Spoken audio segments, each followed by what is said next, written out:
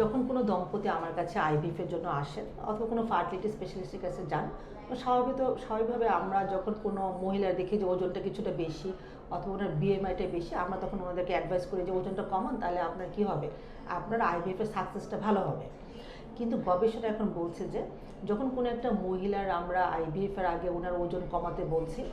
সেটা তো আছে, তার চেয়ে বেশি মনোযোগ দিতে হবে ওনার বডির ইনসুলিন রেজিস্ট্যান্সের দিকে, অথবা উনি ডায়াবেটিস আছে কিনা, অথবা উনি প্রি ডায়াবেটিক কন্ডিশনে আছেন কিনা, সেই ব্যাপারটা আমাদের অনেক বেশি মনোযোগ সহকারে দেখতে হবে। কারণ দেখা যাচ্ছে কোনো একটা মহিলা যদি উনি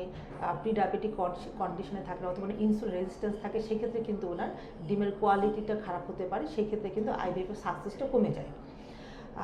সুতরাং কোনো একটা মহিলা যখন আইভিএফ প্রসিডিউরে যাচ্ছেন, সেক্ষেত্রে কিন্তু ওনার ওজন কমানোর পাশাপাশি ওনার ডায়াবেটিসের কন্ডিশনটা অথবা ডায়াবেটিক কন্ডিশনটা ওনাকে নিয়ন্ত্রণে আনতে হবে। সেটা হতে পারে লাইফস্টাইল মডিফিকেশনের মাধ্যমে, হতে পারে মেডিসিনের মাধ্যমে, অথবা ইনসুলিনের মাধ্যমে, এবং সেটাকে নিয়ন্ত্রণ করে তারপর উনি আইভিএফ চিকিৎসাটা শুরু করবেন অথবা এই কালেকশনে যাবেন।